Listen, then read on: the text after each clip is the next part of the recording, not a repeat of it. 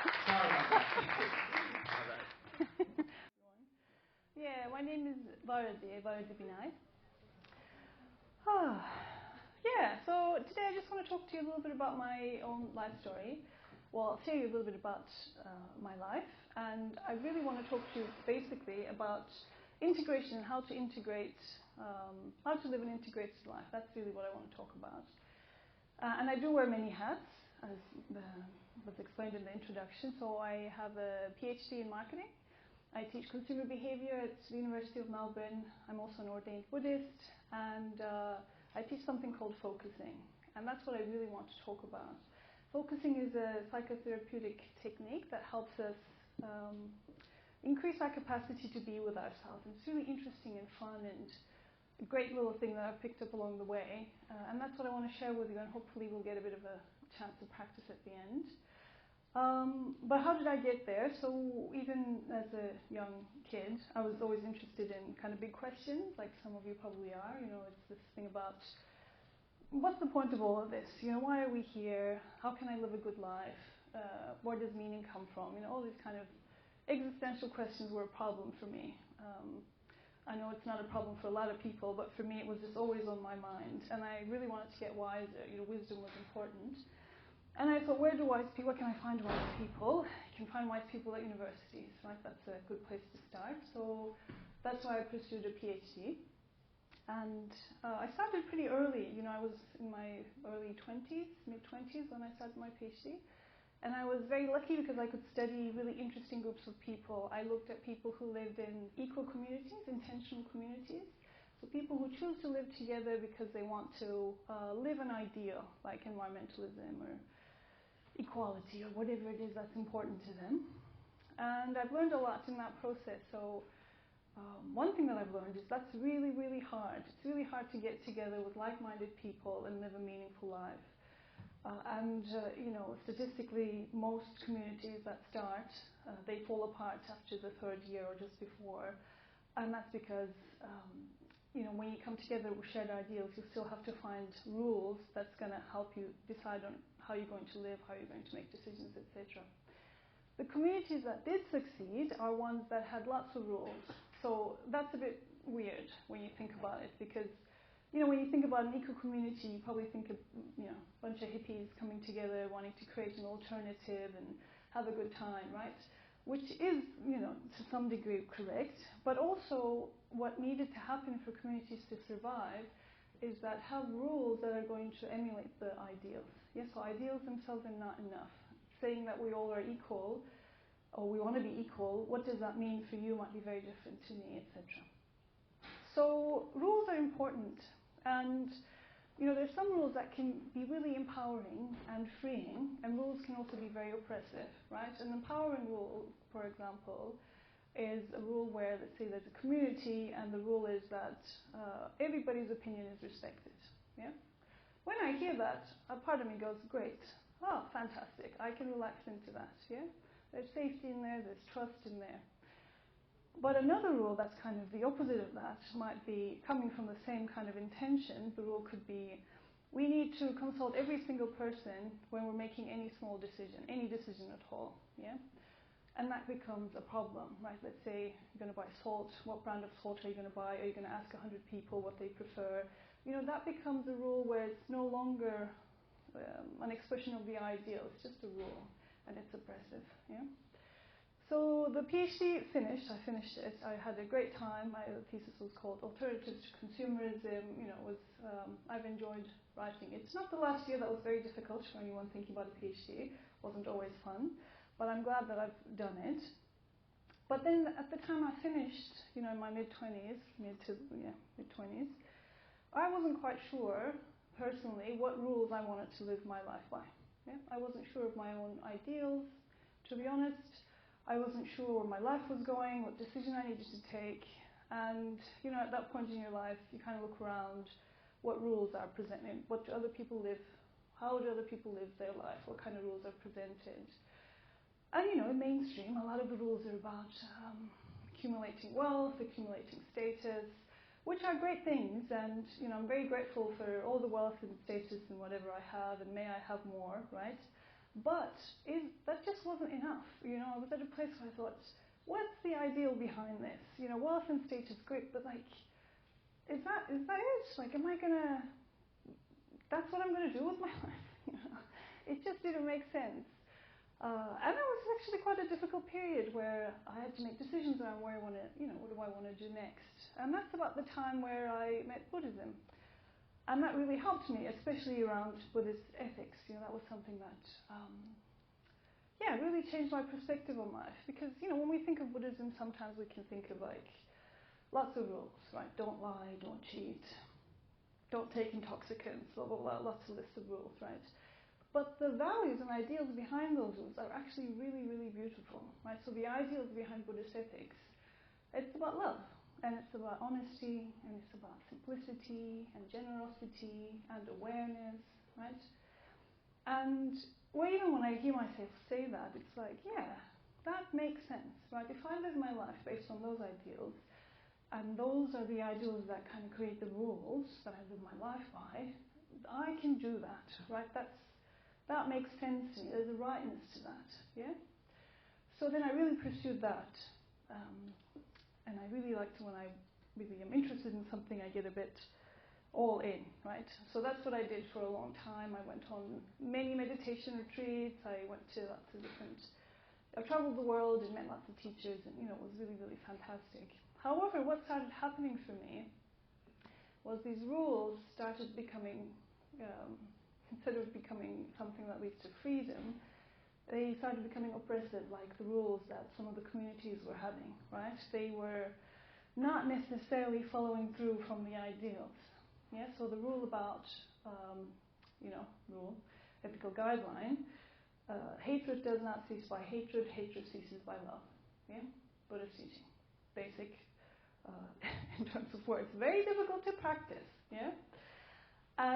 But I had decided at that stage, well, I'm going to pursue this, and yep, hatred does not cease by hatred, it ceases by love, and anger leads to hatred, so I'm never going to be angry again, right? I literally had that thought, and I believed that was possible. Have you ever tried to not be angry? But at that point I was so convinced that, because in my heart I believe this to be true, and I still believe this to be true, yeah? But yeah, I decided I'm not going to be angry again, ever again. And at the time I was living in the share house, and it was a great share house, lots of parties, wonderful time. You know the type of share house. And I went to the bathroom, and there was no toilet roll. Toilet paper were out. And I had told many people many times, gotta buy toilet paper. And there I was with no toilet paper. And I got so angry. I was so angry. I was so angry because, it's a bit disappointing. But also, I was angry because I had decided to not get angry, because anger leads to hatred, right? And we don't want to do that, and we've decided. Yet there I was getting angry, yeah? And the same thing happened with, this ideal of loving everyone. I didn't love everyone, and guess what? I still don't love everyone. In fact, there are people I really, really dislike, yeah? So, but I got myself into this tangle, where I had to love everyone, and I wasn't going to be angry, and, and I just couldn't find my way out of that.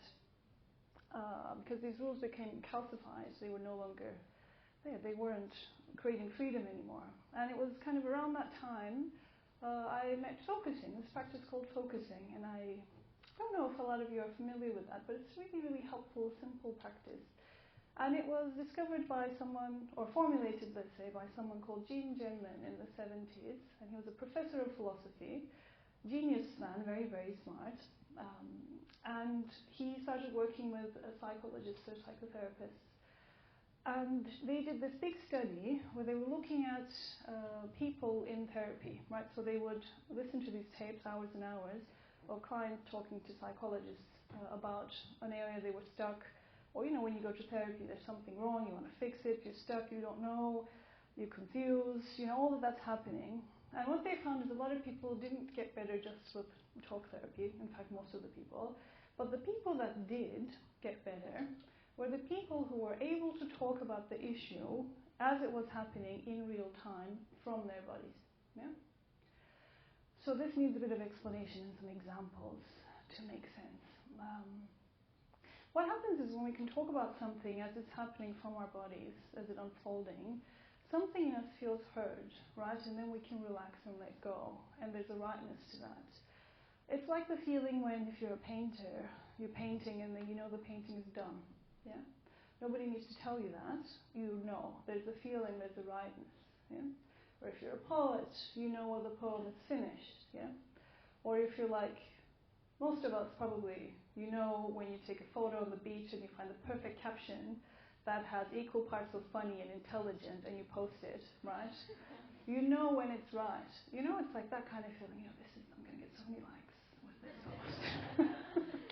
That's the kind of feeling, you know the rightness, and you probably do get the likes because you know the feeling is there, yeah? Or when Einstein said I had a feel for my theory before, I actually formulated it. That's that kind of feel. The rightness of something. And we can learn to get there. That's the great gift of focusing. It's teaching you about how to find the rightness in our body that comes from our bodies. Another example would be, let's say you are with your friends and somebody makes a little joke about you and everybody laughs and you laugh, but there's something in you that goes, oh, and your belly drops and maybe your face is getting a bit red and you're like not quite sure, but you don't say anything and you go home. And just about when you're about to fall asleep, and then suddenly the memory of that is there, and you go, but it doesn't matter what they think, or nobody's going to remember this anyway. And you start talking to yourself, try to explain it away, and that gives you a bit of relief, and you fall asleep. And then you wake up in the middle of the night, and it's still there, and you think I should have said this, and I should have done that, and I can't believe it, and it goes on and on because somehow something is not like this process is not being completed. We're not really being with what's happening for us in that moment, yeah? So with focusing, an alternative to that is, let's say we're in that kind of stuck place or confused place or this place that has a bit of edge to it. What we can do is we can just pause, yeah? We can just pause with that, and then we can ask ourselves this question: how am I really with all of that happened? How am I really with that joke? How am I? Yeah? And if we can learn to really pause and be open and be interested and curious, we might notice that we have a sense of something forming. Maybe in our belly we turn back to that sense of something feels like it's kind of empty, or there's a tension in my chest, And if we spend time with that in this gentle and curious way, maybe we notice, actually, there's something in me that's really embarrassed. Yeah? Okay. That's good. That's good to know. And if we notice something needs is really embarrassed, we can stop there. Yeah? Then we don't have to go and explain and challenge and fix and control. Yeah? The rightness comes just like the painting or the really good social media post or whatever it is. Right? We know we found the name for that thing that's actually happening because we're looking at it as it's here in real time from our bodies. Yeah? Does that make sense? So that's the kind of thing that we can learn through focusing. And I'd like us to kind of try it now, if you're up for it. You don't have to, but if you're up for it, as soon as I kind of say that, I notice myself slowing down. But let's just pause for a moment. And this is where I'm going to finish my talk with this little practice. So just join me in pausing. Right, and when we pause, you might suddenly become aware of more of what's happening. Yeah? So I'm suddenly aware of more of you here. Yeah? And you might want to feel the kind of ground under your feet, or just the seat, kind of the support of the seat that you're sitting on, yeah? And just take time doing that. You can close your eyes or lower your gaze. You don't have to, of course, but you can if you want to. And as you do that, for some of you, you're immediately going to be aware of all of that that's going on, kind of in the middle of your body, your chest, your throat, your belly, your lower belly. And for some of you, you're going to be like, what is this great little woman talking about, right? You're not actually going to have much of a sensation happening just yet, yeah? And that's okay too, maybe you didn't need to so far. But I believe, and this is what kind of focusing is about, I believe from my experience and also from the whole tradition, that if we learn to be with ourselves, our bodies, let's say in this moment, tuning inwards into the middle of our body, and we dropped in a little question, how am I with everything that I've heard tonight? How am I with everything, all the talks that I've listened to? How is that in me right now? You might sense something forming. chest, in your belly, and maybe it doesn't have words for it, or maybe there's a metaphor, or a memory, or an emotion, or a thought. And you can always go back and check, right? So for me, it's like there's something in me that's relaxing. I'm noticing there's like something that goes, oh, here you are at the end of the talk. And I can be with that, yeah? And if I can be with that, that's going to expand, and that's going to be how I am in this moment, yeah? And I can let that go. And if I can learn how to really do this from moment to moment, I will always know where I am, yeah? And that's kind of where I want to leave you with, that it's possible to always, we have the right to be able to take a pause in conversation when we're doing something, and it doesn't take very long. And all we need to do is have one eye in, one eye out. Just feel into, how am I in this moment? What's really happening? And maybe I don't know, and that's okay. I can let it form, yeah? These days I have this reflection that's kind of born out of all of this. And it doesn't make a lot of sense, but for me, I have this kind of saying that comes to my mind. And it's like, wisdom is love and love is freedom. Yeah, so wisdom is love and love is freedom. And I don't know what this means exactly, but there's something in this that I know the rightness of this, and that's how I want to live my life. Yeah? So that's the rule, that's the ideal that I want to help move my life forward. That's what I want to have guide me. Yeah? And that's my wish for all of you, that, yeah, may we all find our own rules and our own ideals that can guide us, and, bring into our lives wisdom, love, and freedom. Thank you.